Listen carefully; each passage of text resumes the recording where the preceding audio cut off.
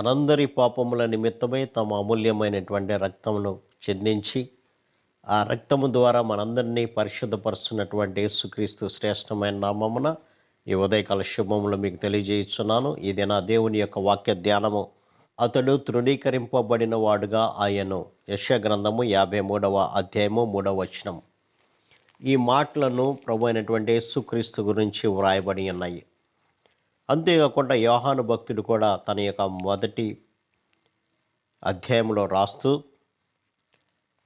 నిజమైన వెలుగు ఉండెను, అది లోకములోనికి వచ్చుచు ప్రతి మనిషిని వెలిగించుచున్నది. ఆయన లోకంలో ఉండెను, లోకం ఆయన మూలంగా కలిగెను, కానీ లోకము ఆయనను తెలుసుకొనలేదు. ఆయన తన స్వకీయుల యొద్దకు వచ్చెను, ఆయన స్వకీయులు ఆయనను అంగీకరింపలేదు అని అంటారు.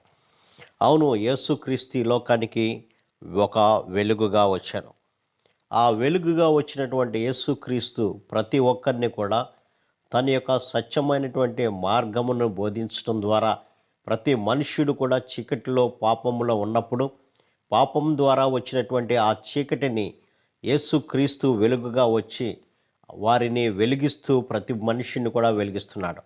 కాబట్టి వెలుగుగా వచ్చినటువంటి యేసుక్రీస్తుని ఆయన సొంత జనాంగమే ఆయనను అంగీకరింపనటువంటి స్థితిలో ఉన్నారు. కారణం ఏంటి అని కనుక ఆలోచన చేస్తే ఈ యొక్క 3వ అధ్యాయము 19వ వచనంలో చూస్తూ, వెలుగు లోకంలోనికి వచ్చెను, తమ క్రియలు చెడ్డవైనందున మనుషులు వెలుగును ప్రేమింపక చీకటినే ప్రేమించిరి అని అంటారు.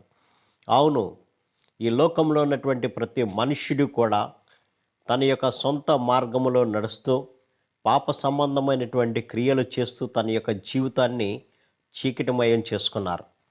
కానీ యేసుక్రీస్తు ఆ చీకటిమైపోయినటువంటి హృదయంలో వెలుగును నింపాలనే తను తాను తగ్గించుకొని దేవాతి దేవుడు నరావతారిగా ఈ లోకానికి వచ్చాడు.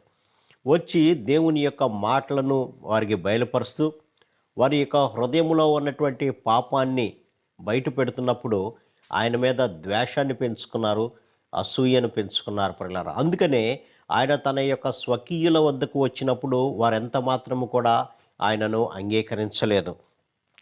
తమ క్రియలు చెడ్డమైనందున మనుషులు వెలుగును ప్రేమింపక చీకటిని ప్రేమించరు. కాబట్టి చీకటికి లేదంటే చీకటి కార్యాలకు అలవాటు పడినటువంటి జనాంగమంతా కూడా వెలుగులోకి రావడానికి ఇష్టపడలేదు ప్రియులారా. దుష్కార్యము చేయు ప్రతి వాడు కూడా వెలుగును ద్వేషిస్తున్నాడు. ఎందుకంటే వెలుగులోనికి వచ్చినప్పుడు వారి యొక్క పాపస్థితి బయటపడుతుందేమో అనేటువంటి అనుమానము కలిగినటువంటి వారుగా, లేదంటే భయము కలిగినటువంటి వారుగా వారు వెలుగును ద్వేషిస్తున్నారే కానీ వెలుగులోనికి వచ్చి తమ యొక్క ప్రతి పాపాన్ని కూడా ఒప్పుకోవాలి అనేటువంటి ఆలోచన లేనటువంటి వారుగా ఉంటున్నారు. అందుకనే ఆయన వచ్చినప్పుడు తన స్వకీయులైనటువంటి వారే యేసుక్రీస్తుని తృణీకరించారు.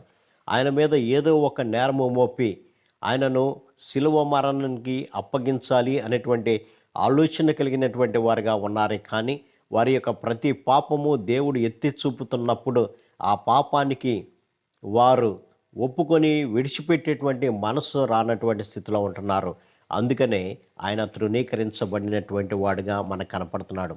ఈనాడు కూడా యేసుక్రీస్తు యొక్క రక్షణ మార్గాన్ని స్వీకరించలేనటువంటి చాలామంది యేసుక్రీస్తు దేవుడు కాదని, ఆయన విదేశీ దేవుడని వారు చెబుతూ క్రీస్తుని హేళన చేసేటువంటి స్థితిలో ఉంటున్నారే కానీ ఆయన ఇచ్చినటువంటి రక్షణ మార్గాన్ని స్వీకరించక వారి యొక్క పాపపు స్థితిలోనే అలా మగ్గుతున్నటువంటి స్థితిని మనం చూస్తున్నాం ప్రియులారా. కాబట్టి ఈ దిన వాక్య ధ్యానం ద్వారా ప్రభువు ఈ లోకానికి ఎందుకు వచ్చారో అనేటువంటి సత్యాన్ని మనం గమనించాలి.